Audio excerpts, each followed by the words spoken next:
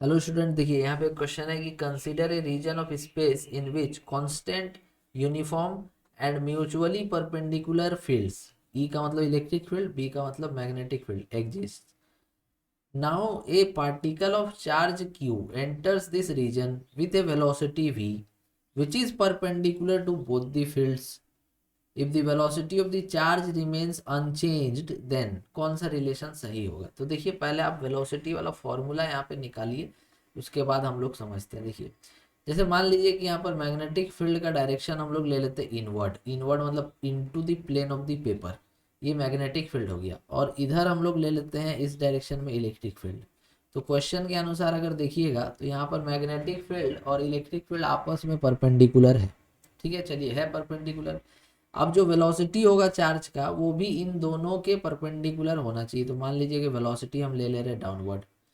ठीक है, चलिए अब क्वेश्चन में कह दिया है कि यहाँ पर जो इसका वेलोसिटी वो चेंज नहीं करेगा. तो क्यों चेंज नहीं करेगा उसको समझिए. यहाँ पर जैसे कि इलेक्ट्रिक फील्ड की वजह से कुछ फोर्स जो है चार्ज पे लगता है. इलेक्ट्रिक फील्ड की वजह से कुछ फोर्स लगता है, वो होता है Q इंटू ई. और इसका डायरेक्शन उधर ही होगा जिधर आपका इलेक्ट्रिक फील्ड है. दैट मीन्स कि ये जो फोर्स इलेक्ट्रिक फील्ड की वजह से होगा उसका डायरेक्शन इस तरफ आएगा, क्योंकि इसी डायरेक्शन में इलेक्ट्रिक फील्ड है और चार्ज पे क्यूई फोर्स इसी डायरेक्शन में लगेगा. अब अगर मान लीजिए कि force due to magnetic field पूछा जाएगा, तो force due to magnetic field अगर आपको लिखना है तो आप लिख सकते हैं force due to magnetic field आप लिख सकते हैं Q V cross B. Q V cross B है ना. और क्यू वी क्रॉस बी हो जाएगा Q V B sine theta, जिसमें कि थीटा एंगल है वेलोसिटी और मैग्नेटिक फील्ड के बीच का जो 90 डिग्री है. दैट मीन्स कि ये हो जाएगा क्यू वी बी. और इसका डायरेक्शन होगा जिधर आपका वी क्रॉस बी है, जिधर आपका वी क्रॉस बी है. तो देखिए वी डाउनवर्ड डायरेक्शन में है और बी जो है इनवर्ड है.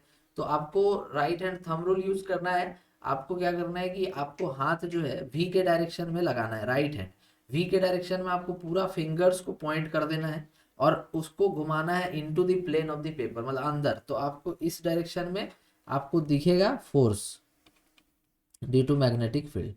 तो इसका मतलब हो गया कि ये दोनों इक्वल और ऑपोजिट है, इसीलिए जो चार्ज है उसका वेलोसिटी चेंज नहीं करेगा. दैट मीन्स कि क्यू वी भी जो है वो आपका क्यू ई के इक्वल होगा मैग्नीट्यूड्स में और डायरेक्शन ऑपोजिट होगा. तो यहाँ से आपको वी मिल जाएगा ई अपॉन बी. वी मिल जाएगा ई अपॉन बी.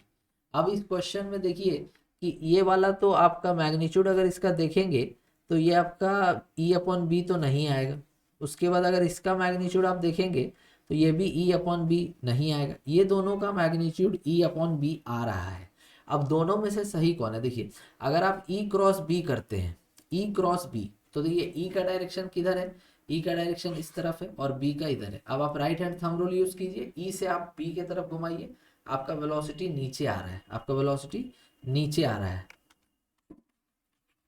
और वही अगर आप बी क्रॉस ई करेंगे तो बी का डायरेक्शन अंदर है और ई का इस तरफ है. तो उसको अगर आप क्रॉस करेंगे राइट हैंड थंब रूल से तो थंब आपका अपवर्ड आएगा. मतलब इस केस में वेलोसिटी अपवर्ड है और इस केस में वेलोसिटी डाउनवर्ड है. तो हमारा जो सही डायग्राम है उसके अनुसार अगर देखेंगे तो ऑप्शन जो बी है इसमें सही होगा.